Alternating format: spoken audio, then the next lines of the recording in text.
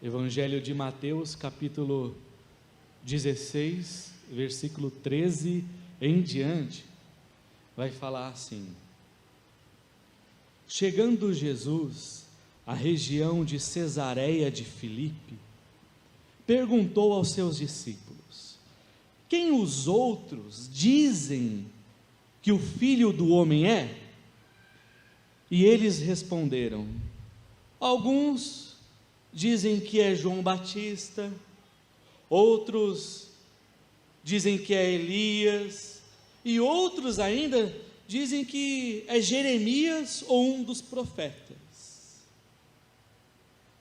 E Jesus pergunta aos seus discípulos: e vocês? Quem vocês dizem que eu sou? Simão Pedro respondeu: tu és o Cristo, o Filho do Deus vivo. E respondeu Jesus, dizendo: feliz é você, Simão, filho de Jonas, porque não foi revelado a você por carne ou por sangue, mas meu Pai que está nos céus te revelou isso. E eu digo que você é Pedro, e sobre esta pedra edificarei a minha igreja, e as portas do inferno não prevalecerão contra ela, ou não irão vencê-la. Amém, irmãos? Esse texto é bem conhecido, né? É muito falado, é texto chave e que dá muito assunto, muito pano para manga, né? Eu conversava com um amigo antes de falar essa reflexão, ele falou várias coisas para mim sobre esse texto, e eu tinha outros pensamentos a respeito do texto. Aí eu fui falar com outro amigo com relação a esse texto, ele já me falou mais coisas, e coisa linda, né? Tem muita coisa para se falar. E uma das coisas que eu gostaria de tentar passar para você, e a gente vai meditar junto, então, se você tiver um papel, uma caneta, ou uma nota, né, no celular, escreve assim, ó, essa pergunta: qual é a igreja que as portas do inferno não vão prevalecer? Essa pergunta, né? É uma pergunta. Qual é a igreja que as portas do inferno não vão prevalecer? Jesus disse isso, né? Para Pedro, falou: ó, você é Pedro, sua declaração foi inspirada pelo próprio Deus, tu és o Cristo, filho do Deus vivo, tu és Pedro. Sobre essa declaração, sobre esta pedra, essa sua declaração de que eu sou o Cristo, filho do Deus vivo, eu vou construir, edificar, formar a minha igreja, e as portas do inferno não vão prevalecer, as portas do inferno não vão ficar de pé contra essa minha igreja que eu estou edificando, que eu vou edificar. E aí essa é a pergunta: qual é a igreja que as portas do inferno não prevalece, não fica de pé? Vamos do começo. Todo o Novo Testamento, ele foi escrito em grego. E essa palavra igreja, ela tem uma origem numa palavra original lá atrás, do escrito original lá atrás, que foi o escrito que Mateus usou, e outros evangelistas, outros escritores usaram o grego. E igreja, da sua palavra de origem no grego, que é eclésia ou eclesia, né? Ela tem um significado mais ou menos assim, trazendo para o português. Igreja ou eclésia ou eclesia quer dizer um conjunto de pessoas, ou pode também significar uma reunião de pessoas. Ou também pode significar um encontro de pessoas. Ou também pode significar uma congregação ou uma assembleia. São vários sinônimos, né, que se pode aplicar para o português nosso, da palavra eclésia ou eclesia. Então, igreja, no sentido coletivo,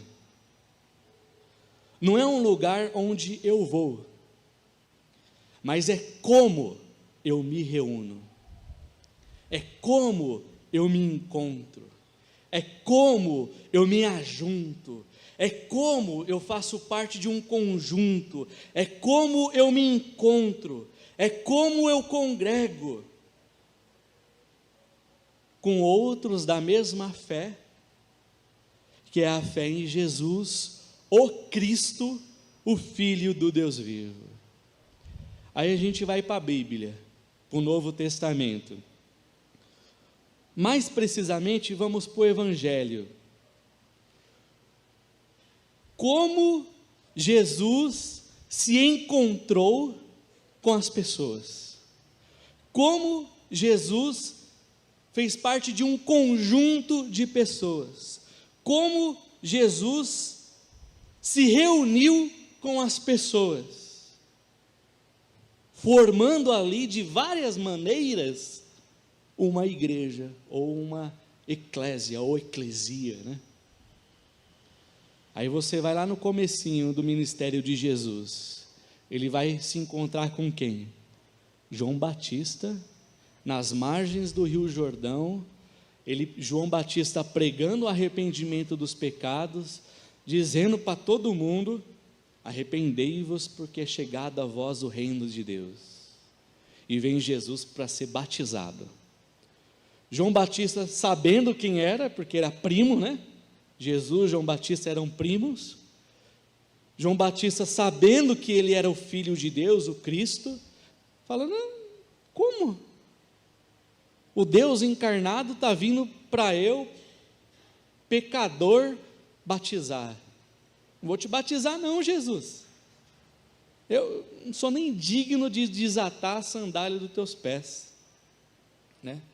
E eu estava lendo esses dias, que essa frase, né, eu não sou digno de desatar a sandália dos seus pés, era um jargão usado para o nível mais baixo de atividade dos escravos nos tempos bíblicos, os servos, das pessoas que eram escravos na casa das pessoas.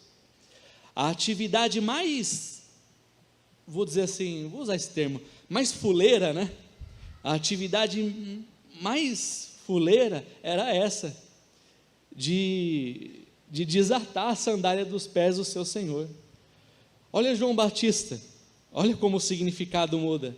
João Batista falando para Jesus: Jesus, eu não sou digno de desatar as suas sandálias, e o Senhor vem para eu te batizar.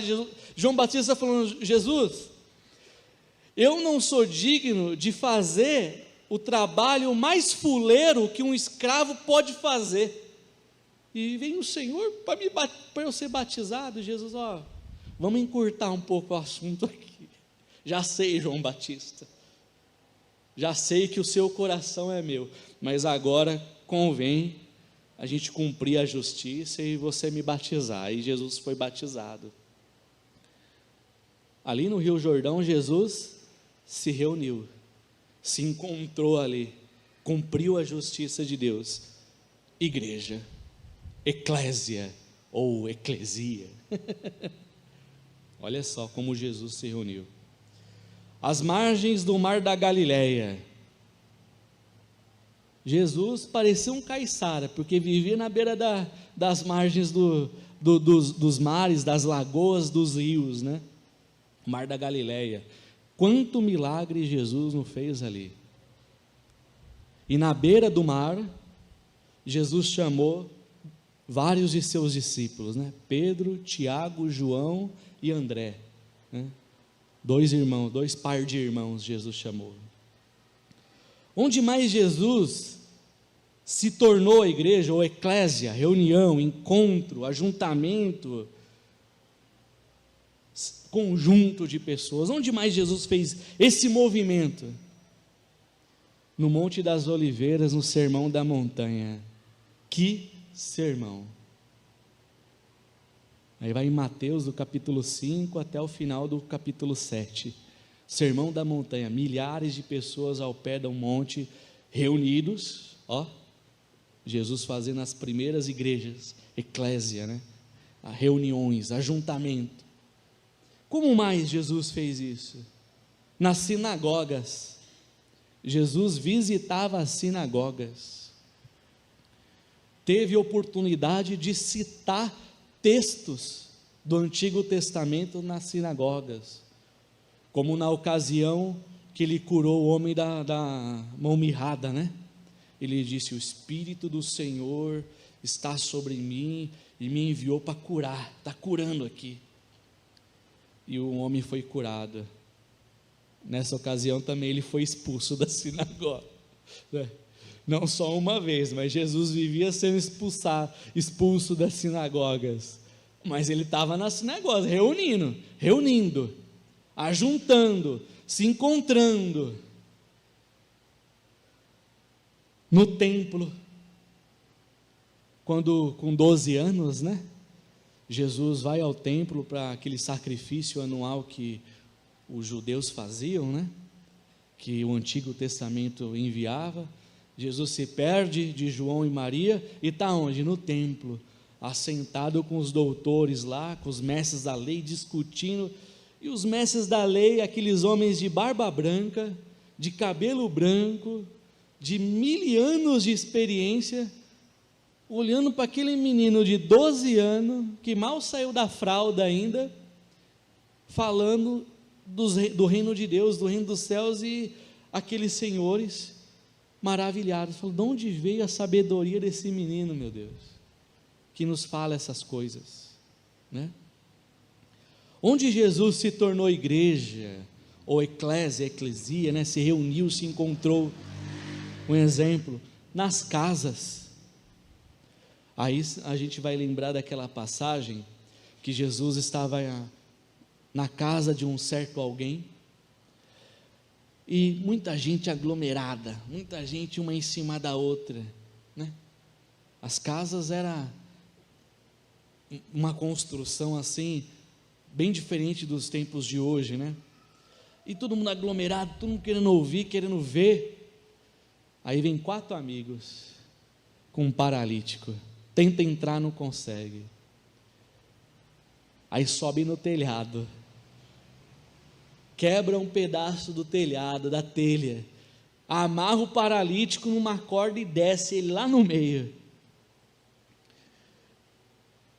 Todo mundo olhando. O que está acontecendo aqui? Um homem descendo pelo telhado. Já imaginou essa cena? Que estranho, né? Você numa palestra, vamos dizer assim, né? Ou sentado conversando, um monte de gente te ouvindo, e vem um pendurado ali no meio, que não pode andar, todo sujo, paralítico. Aí Jesus cura o paralítico.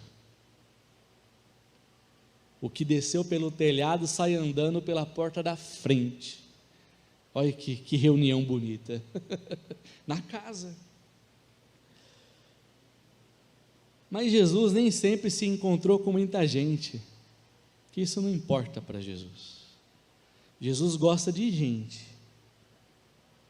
2 ou mais já é o suficiente, né? Aí Jesus se encontra com quem?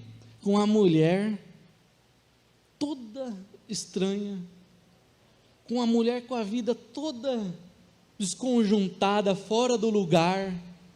Hoje se usa muito esse termo, toda disfuncional, né? Famílias disfuncionais, né?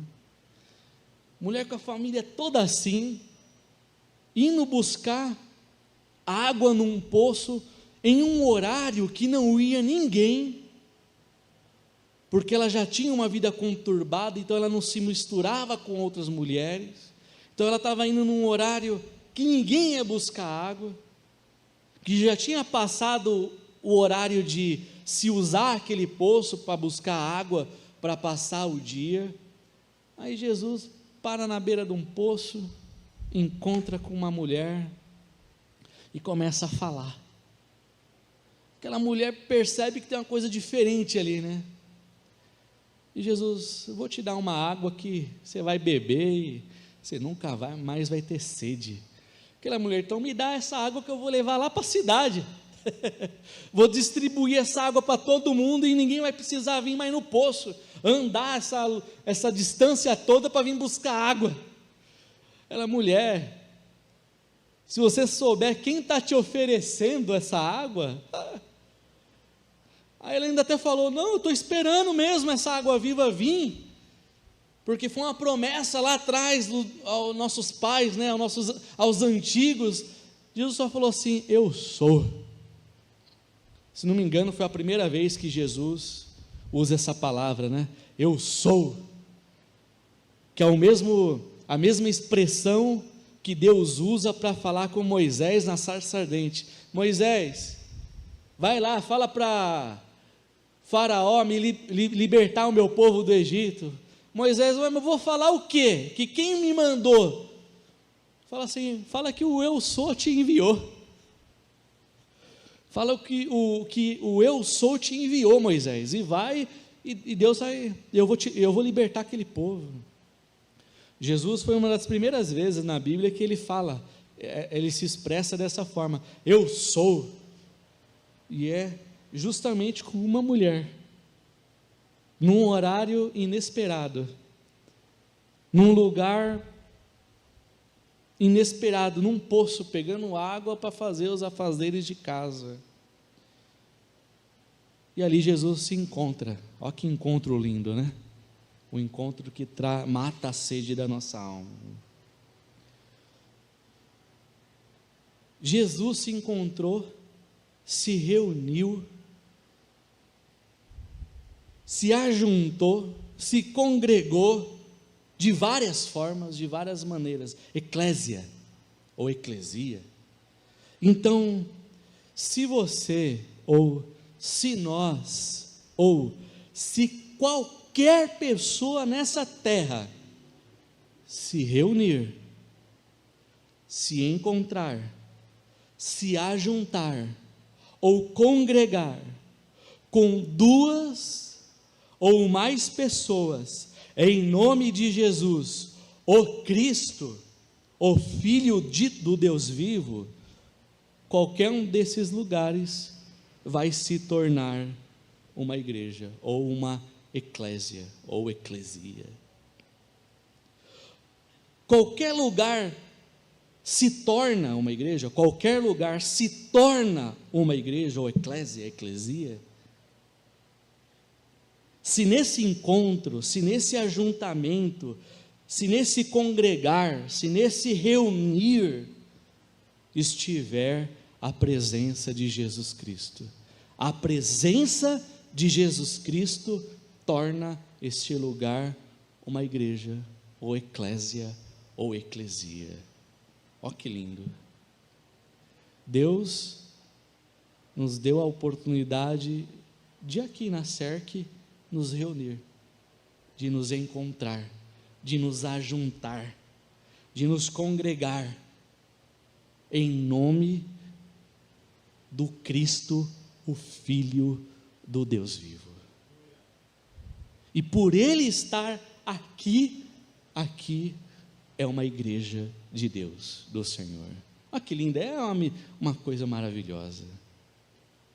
E todas essas menções que eu fiz, de coisas que aconteceu, ou de manifestações de Deus, da presença de Deus, pode e vai acontecer em nosso meio, em nome de Jesus. É cura, é alegria, é paz, é transbordo para nosso ser, para o nosso íntimo.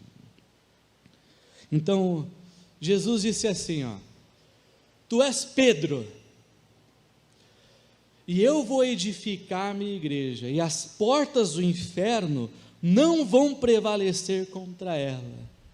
Então, que igreja é essa que que as portas do inferno não prevalecem.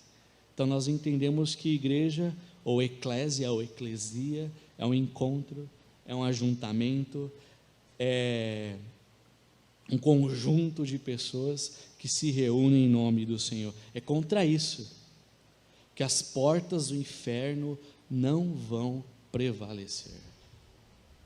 As portas do inferno não vão prevalecer. Então vou fazer a releitura desse texto, traduzindo. Aí você vai pôr o seu nome, né? Imagina Jesus dizendo assim, ó: tu és Valmir, tu és Marcão, tu és Glauber, Cleuzinha, Dona Loide, né? Aí o nome de todo mundo aqui, tá? Pensa o seu nome agora. Tu és Jonatas, Jesus falando, e eu vou construir formas de se encontrar, de se reunir, de congregar, de ajuntar pessoas, sob o fundamento da revelação divina, de que eu sou o Cristo, o Filho do Deus vivo. E quando vocês se reunirem, se encontrarem, se ajuntarem assim, as portas do inferno não vão prevalecer. Olha que lindo. Aí eu vou dar um exemplo. E eu vibro, irmãos, eu vibro. Eu estou participando de alguns encontros. É quase que um processo seletivo para desenvolver uma atividade de assistência social lá em Piracicaba, né? Então tem um curso que são 2 meses, uma vez por semana, 2 meses, e uma hora e meia por semana, né? Aí tem os encontros lá, né? E eu estou adorando, porque as pessoas podem não saber, mas tudo que eu falo ali sai da Bíblia. Ah, mas aí tem umas discussão aberta, né? E eu estou lá, falando de Jesus, ninguém está sabendo da onde eu tirei aquilo. Mas aquele encontro está santificado pelo nome de Jesus. Às vezes um ou outro nem sabe, mas Jesus está ali naquele encontro, naquela reunião. Então as palavras que eu vou falando ali, as opiniões que eu vou dando, né, as formas que eu tento conduzir alguma conversa, alguma coisa ali, é tudo conteúdo de que eu aprendi com Jesus na Bíblia e com os irmãos na fé. É uma igreja, estou fazendo a minha igrejinha ali. Em algum momento vem um despertar do Espírito, né? Não foi o que Jesus falou, né? Que é preciso nascer de novo e o Espírito é como um vento, né? Que sopra. Ninguém sabe de onde vem nem para onde vai. Eles nem estão sabendo de onde vem e nem para onde vai. Uma hora vem a gestação do Espírito e eles nascem para Deus, nascem para Jesus. E é delicioso isso, eu saio vibrando de cada encontro lá, estou gostando muito. É isso, irmãos. Um exemplo. Então, qual é a igreja que as portas do inferno não vão prevalecer? Então, é eclesia, encontro, reunião. E olha que legal aqui, nesse texto que nós lemos, né? A igreja, ela só é igreja, ou aquele encontro, aquela reunião, só é igreja, quando ela se coloca na posição de receptora da mensagem, ou receptora da inspiração divina, receptora da revelação divina. Olha a palavra de Pedro para Jesus. Jesus perguntou: e vocês, discípulos, quem vocês pensam que eu sou? Pedro disse: tu és o Cristo, o Filho do Deus vivo. Jesus responde: Pedro, não foi nada dessa terra, não foi carne, não foi sangue. Isso que você falou não teve origem no intelectual humano, não teve origem em ideias humanas, não teve origem em nada terrestre. Isso que você falou, Pedro, foi o meu Pai que está nos céus que te revelou. Pedro só recebeu a inspiração divina ali. Tu és o Cristo, o Filho do Deus vivo. A igreja, que as portas do inferno não vão prevalecer, é aquela reunião, aquele encontro, aquele ajuntamento que se coloca nessa posição de receptor. Eu recebo a palavra, eu recebo a inspiração, eu recebo a instrução. Isso para mim, e para a vida de qualquer pessoa nesse mundo. Jesus mesmo disse isso. No Evangelho de João, você vai ver do capítulo 14 em diante, são instruções finais, antes da crucificação de Jesus, em que Jesus faz a promessa do Espírito Santo, e Jesus, além de chamar o Espírito Santo de Consolador, Jesus chama o Espírito Santo de Conselheiro. E ele fala assim, vou citar 3 versículos. João capítulo 14, versículo 26, Jesus fala: mas o Conselheiro, o Espírito Santo, que o Pai enviará em meu nome, olha o que ele vai fazer, lhes ensinará todas as coisas, e lhe fará lembrar tudo o que eu disse. Mais um versículo, João capítulo 15, versículo 26. Quando vier o Conselheiro, mais uma vez, Conselheiro, que eu enviarei a vocês da parte do Pai, o Espírito da verdade, que procede do Pai, ele vai testificar de mim. É a mesma atuação que foi em Pedro. O Espírito de Deus veio em Pedro e testificou no coração de Pedro que Jesus é o Cristo, Filho do Deus vivo. Outro texto, João capítulo 16, versículo 13. Mas quando ele, o Espírito da verdade vier, olha só, ele vos guiará em toda a verdade. Ele não vai falar de si mesmo, mas de tudo que ele ouvir, ele falará, e lhes anunciará coisas que estão por vir. Olha, ele guiará vocês. A igreja que as portas do inferno não vão prevalecer é aquela que recebe a revelação de Deus, do Conselheiro, Espírito Santo, que ele vem como o Espírito da verdade, nos ensina todas as coisas. Todas as coisas. Ele testemunha de Jesus no nosso coração, da palavra de Deus. Eu até, alguns meses atrás, eu tentava explicar para minha filha esse Espírito Santo testemunhando de mim. Aí eu fui falar do meu jeito, porque a gente fica falando assim, eu ouvi a voz de Deus, Aí quem não está familiarizado assim com essas palavras, de duas uma, vai falar, esse é louco, ouvir a voz de Deus falar, é louco, ou alguma outra coisa, ou não sei o que é isso, Aí eu fui tentar explicar, e a forma que eu tentei explicar é assim: quando Deus fala com você, e Ele testifica a palavra no seu coração, uma verdade no seu coração, é aquele boom no coração, sabe?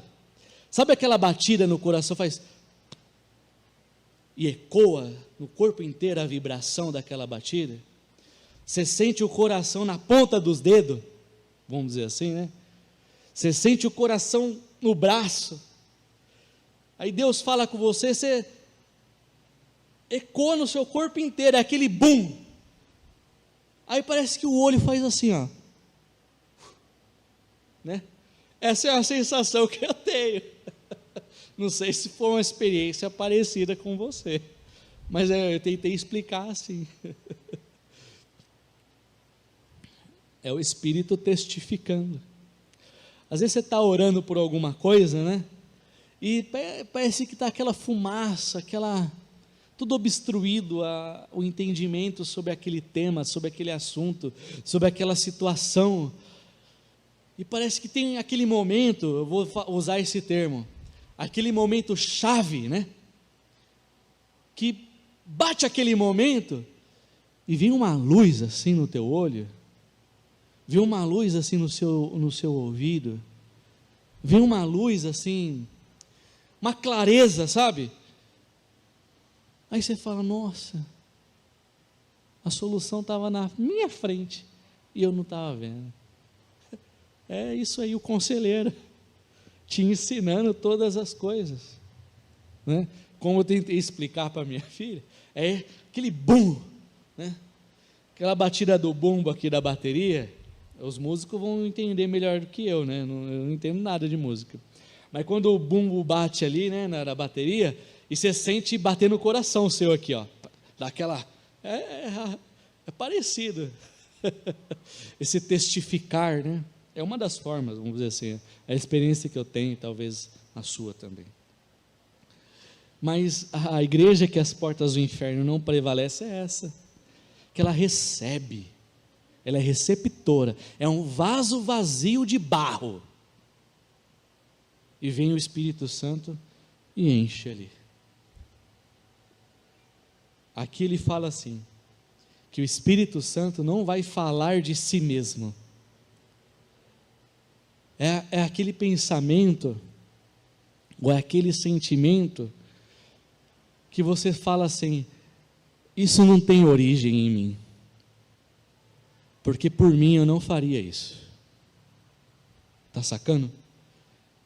Isso não tem origem em mim, porque por mim eu não faria isso, mas tem um pulsar aqui que está muito grande, tem uma vibração aqui que está muito grande, aí te constrange, te impulsiona aquilo. É o Espírito Santo, que não fala de si mesmo, não parte de mim mesmo, não parte de si mesmo, de você mesmo, é Deus, é o Espírito conselheiro, que te ensina e te anuncia as coisas de Deus. E vou falar para você, nos tempos, os primeiros séculos da igreja, eles dependiam muito da revelação, porque hoje, olha, hoje está demais, a gente tem a Bíblia no celular, você carrega para todo lugar. Antes a gente via os crentes indo para a igreja com a bibliona debaixo do braço, né? Aí você já olhava na rua, tá lá, ó, crente indo para a igreja, tá na hora da igreja, tá na hora do culto, não era assim? Hoje estão mais disfarçados, porque aí põe o celular no bolso, a Bíblia está aqui, né? Ninguém sabe para onde você está indo, né? Mas está tudo aqui. Uma Bíblia escrita, né? Uma Bíblia de papel, eu não sei, mas deve ter quase 2.000 páginas ali, né? Nos tempos bíblicos, em tempos da sinagoga, cada sinagoga tinha um pedaço de pergaminho, não um, né? Alguns pergaminhos. Então eles tinham um pedaço lá de Isaías, um pedacinho de Jeremias, um pedacinho de Oséias, um pedacinho de Malaquias, porque a maioria das sinagogas eram simples, estruturas simples, em lugares distantes da capital Jerusalém, e eles tinham frações. Levando para o Novo Testamento, depois do arrebatamento, depois da ascensão de Jesus, o que os apóstolos tinham? Esses pergaminhos que estavam nas sinagogas, por isso em Atos, antes da grande perseguição em Atos, os discípulos iam nas sinagogas para ter acesso aos pergaminhos, e lá também aproveitava e disputava, né, ou discutia, ou pregava dentro das sinagogas, quando não também eram expulsos, né? Mas eles iam. Eles tinham a tradição oral, ou seja, os apóstolos passando os ensinos verbalmente, boca a boca, para todo mundo, e a pessoa replicando ali, né? E era isso. Porque o primeiro evangelho foi escrito 45 anos depois da ascensão de Jesus. E mesmo assim, percaminho. Um monte se perdeu por causa da perseguição. E os poucos que tinham eram guardados as 7 chaves e lido nos encontros, nas reuniões. Os primeiros cristãos, até o 3º século, 4º século, não tinham isso aqui que a gente tem na mão. Eles tinham fragmentos, pequenos trechos. Não é igual hoje, todo mundo lê a carta de Éfeso. Não, quem estava lendo a carta de Éfeso era só Éfeso. Todo mundo aqui lê a carta de Coríntios. Quem estava lendo a carta de Coríntios era só quem estava lá em Coríntios. E depois foram fazendo as réplicas, né, as cópias dos originais, espalhando. Então eles dependiam, olha só a diferença do dia de hoje. Eles dependiam da revelação do Espírito. Eles dependiam da inspiração divina. Eles dependiam desse guiar do Espírito. Como Deus nós vamos viver nesse mundo governado por Roma, matando o cristão adoidado, porta de emprego sendo fechada para os cristãos, confesso, não tendo emprego, não tendo um trabalho, muitos passavam fome na primeira comunidade de cristãos em Jerusalém, até que Macedônia ajudou, outros irmãos de Corinto ajudou, e Paulo fazendo as coletas em todo o tempo antigo lá das comunidades espalhadas. Qual era a diretriz daquele povo? Fragmentos da Torá, do Antigo Testamento, a tradição oral pelos apóstolos, porque só 45 anos depois foi escrito o primeiro evangelho, que poucos leram, que Mateus foi destinado para os gregos. Olha só a complexidade.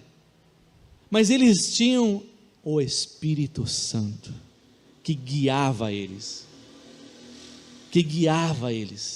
que ensinava eles. Olha a diferença para os dias de hoje. Hoje a gente tem muito conteúdo. Você abre o YouTube, tem de tudo ali, né? Parece Jesus. Você abre o YouTube e é Jesus perguntando: quem estão dizendo que eu sou? O YouTube responde. Uns é João Batista, outro Elias, outros Jeremias. É a mesma situação, tá vendo? Tem um monte de conteúdo. A Bíblia está impressa aí em sei quantos centenas de idiomas e dialetos. Hoje se tem muito conteúdo, acesso à informação. O que está faltando? A revelação. Que Deus, essa é a nossa oração, irmãos, que Deus nos dê olhos para enxergar e ouvidos para ouvir, porque o Espírito Santo fala às igrejas, e quem tem ouvido, ouça o que o Espírito diz. Qual é a igreja que qual é a igreja que as portas do inferno não vão prevalecer? É aquela que recebe a revelação. Aí eu já vou terminar. Tem muita coisa para falar, mas eu vou terminar. Não é a igreja que detém, que é proprietária da revelação. Aí eu vou dar um exemplo. Falei para o Glauber e para o Valmir, né, conversando com eles. Eu visitei outras comunidades, outras igrejas, né, instituições. Aí eu fui em uma, ele falou assim: Deus falou com a gente e Deus entregou a cidade para nós. Deus entregou a cidade para nós. A cidade é nossa, vai ser de Jesus. Deus entregou para essa igreja. Aí o pessoal: Deus entregou para nós. Aí eu fiquei só na minha. Falei: amém, se for, né? Tá bom. Aí eu fui em outra igreja, e nessa que eu fui tinha umas 700 pessoas. Aí eu fui em outra, parecida, né? Aí, pá, aquela coisa toda, e Deus vai fazer, Deus faz, Deus acontece, e você isso, e você aquilo, e pula, todo mundo pulando, aquela coisa lá. Falei, eu só prestando atenção. Aí o pastor lá falou assim: Deus entregou a cidade para nós, a cidade é nossa, Jesus entregou para nós, e a gente vai construir um templo aqui para 4.000 pessoas. Aí eu falei, tem alguma coisa errada, porque o Deus de um não está conversando com o Deus do outro. Vocês vão ter que tirar para o ímpar aí, de quem a cidade é, de qual igreja a cidade é. Vocês vão ter que tirar para o ímpar aí, né? Ficou meio estranho. Isso